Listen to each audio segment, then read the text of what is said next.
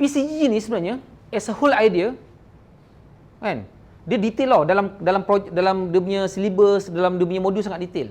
Tapi after saya dah went through semua benda tu sebenarnya berkenaan dengan benda ni je. Berkenaan dengan dream team, berkenaan dengan how you naikkan consciousness of your dream team, how you build trust among your dream team. So, bila you ada trust among your dream team, you united. That's it. Simple tak? Simple. Tu je sebenarnya. Bila you united, apa yang tak boleh buat? Apa yang tak boleh buat? Semua boleh buat. Problem kita sebenarnya, because kita masalah unity. Contoh kat Malaysia ni, apa masalah besar? Kat Malaysia sekarang? Unity lah. Kenapa tak ada unity? Susah nak dapat unity. Ada masalah apa? Sebab ada masalah trust. Kenapa susah nak dapat trust? Sebab dia punya consciousness at low level. Macam mana nak dapatkan dream team kat Malaysia? Tapi kita hanya boleh fokus on our circle of control. Benda yang tak boleh control, tak apa dah nak macam mana? Kan? Kalau katakan kat Malaysia sekarang tengah huru-hara tu ni everything kan. So kita janganlah ikut macam yang huru-hara tu. Ada juga orang-orang yang bersatu. Kan? Dan yang paling penting macam mana kita nak pastikan unit kita ni ada unity. Ada trust culture. Dan ada high level of consciousness untuk dapatkan kita punya dream team. Itu je. PCGG, it is about DTCTU. That's it. Kalau you tanya saya, as a summary, PCG, benda tu je. Yeah? Contoh, siapa one day je nak jadi manager, macam orang lain yang kat Malaysia, kat Prudential ni. Okay. Semua nak kan? So, you nak tak ada dream team? Nak kan? You nak tak dalam dream team you trust each other? You nak tak dalam dream team you ada high consciousness? You nak tak dalam team you ada strong trust punya culture? You nak tak you punya team united? Semua nak. Tapi satu soalan saya tanya. Macam mana nak develop dream team? Satu. Kena naikkan consciousness. Okey. Macam mana nak naikkan consciousness?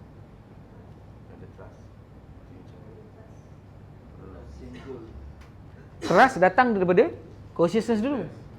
So sekarang ni saya tanya, kat mana kat luar ada kelas cerita belajar, ada training cerita pasal nak naikkan awareness? Kat mana? Ha?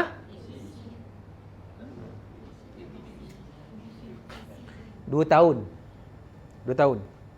Summary, biasa saya tahu, masa dia adalah pukul 5 sampai pukul 6. Pukul 6 nak balik, pukul 5 kena akan start review. Kan? Kita panggil apa? Habit check. Okay. Habit check ni macam ni. Dia umpama macam, okay, you nak keluar pintu tu.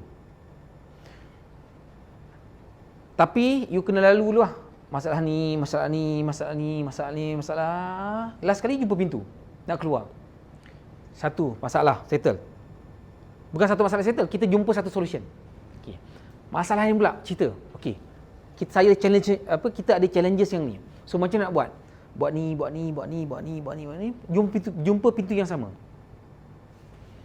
Bawa lagi, jumpa pintu yang sama. 10 challenges, jumpa pintu yang sama. Maksudnya selagi saya tak buka pintu tu, saya takkan jumpa jalan keluar. You tahu apa pintu tu? Masalah awareness.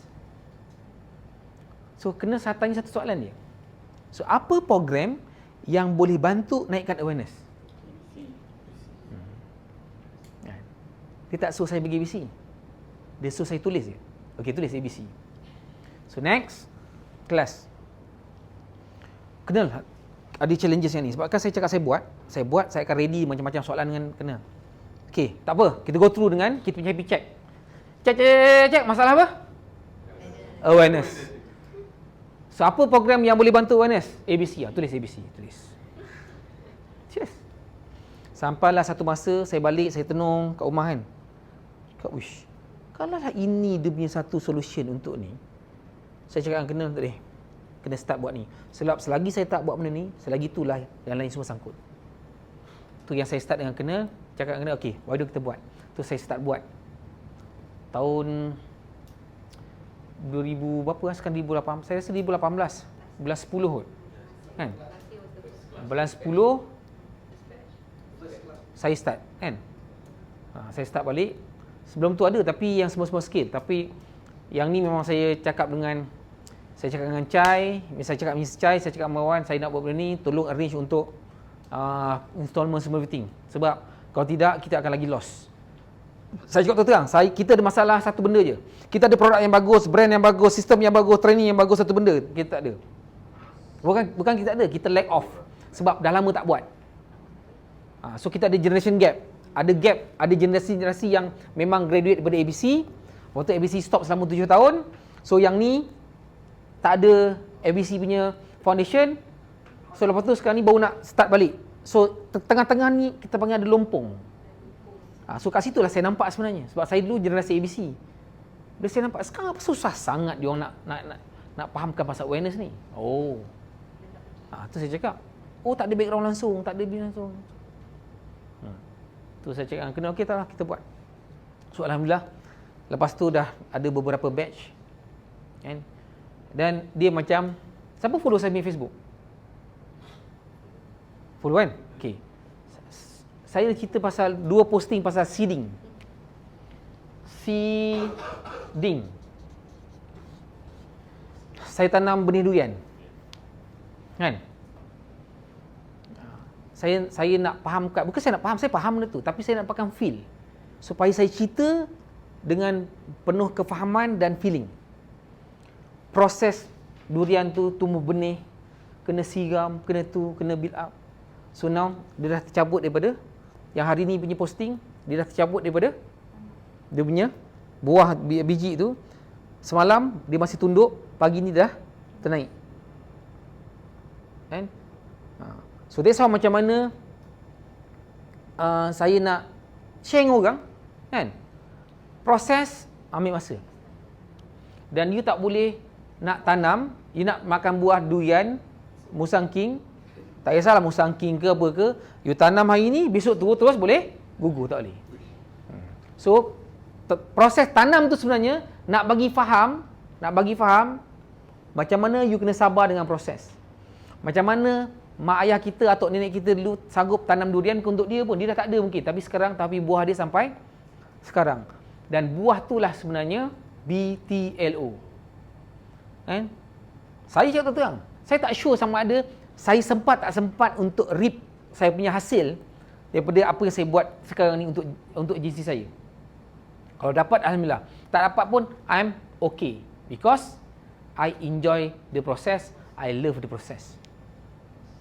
Okay? So, PCGG, summary dia untuk benda ni. Okay. Cuma, PCGG banyak komponen. Okay? Dan now saya nak relatekan dalam agensi punya development. Ada few things yang really saya implement dan saya ingat dan saya boleh terangkan tanpa saya tak nota. Because saya betul-betul faham apa yang saya buat.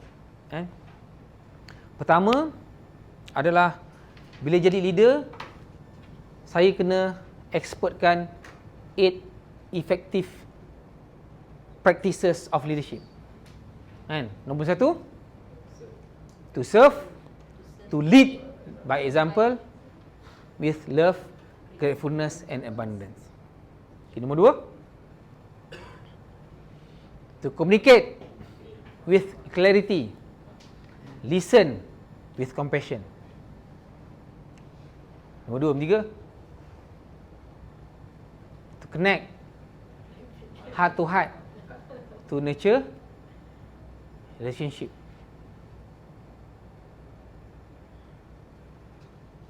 Nombor 4, apa? Building Trust. Nombor 5, yang paling kita nak, apa dia? Influence.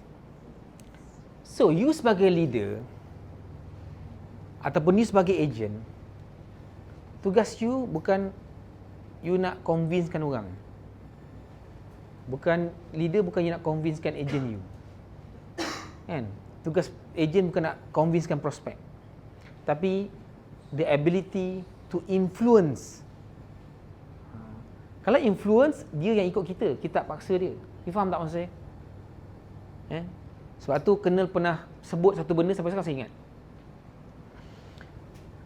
Masa tu bukan formal punya kelas, just a chit chat. Saya cakap, tak apa Colonel, nanti I give them an order and then minta dia buat. No. Don't use order. Order is for manager or boss. Leader mesti apa? Inspire them. Kenapa you kena inspire? Untuk influence dia. Sebab tu saya keluarkan satu terminologi. Nama dia I to I. I to I. Inspire to influence. Dalam konten tu sebenarnya adalah semua konten PCG.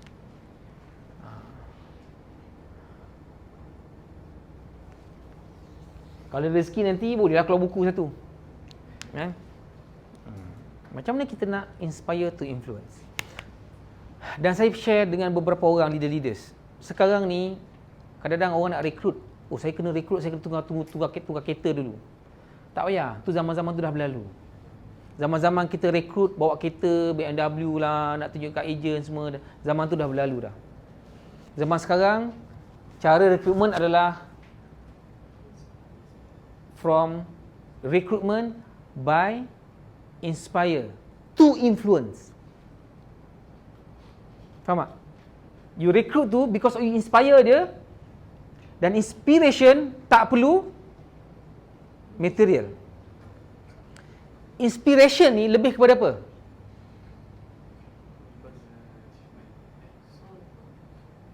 Achievement satu hal, proses. Kalau saya inspired dengan orang punya vision. Contoh macam ni lah, senang. Okay. Naik gunung. Okay. Sekarang ni, you dekat sini. Ini mungkin orang yang you terinspirasi lah. You dekat sini baru. You nak ajak orang, you punya ejen lain, new recruit ke apa, dia dekat bawah. Kalau nak tunggu you sampai sini, baru nak ajak, lambat ke cepat? Masa ni, you tak pakai kereta lagi. You tak pakai kereta besar-besar lagi.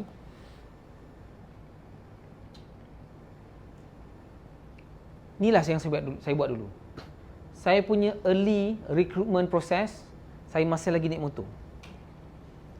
Dan saya tak jual pun apa yang saya dapat. Tak jual tu maknanya tak sell idea lah. So saya dapat kereta ni lah. Tak. Masa tu saya naik motor. Kan?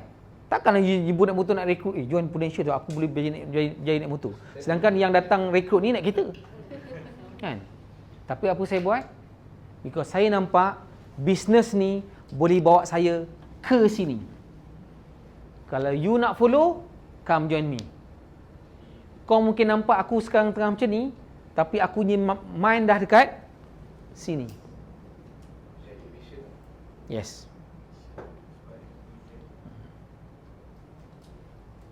Sebab tu kalau dalam PCG ni, benda yang paling susah sebenarnya saya nak faham adalah pasal purpose. Nak bagi faham purpose ni, saya rasa 2 tahun kot. Saya kebanyakannya tahun kedua, termasuk tahun ketiga tu baru saya faham banyak benda. Tahun pertama memang betul-betul merangkak lah, kena cakap. Never mind, we are crawling. It's okay. Jangan rushing. Layan pace. Kedua, masih merangkak lagi, tergantuk. Tapi ketiga, dah boleh berjalan. Boleh berdiri, dah berjalan, dan baru dia nampak benda lebih senang semua everything. Sebab tu kita kadang-kadang tak sabar nak belajar, faham tak?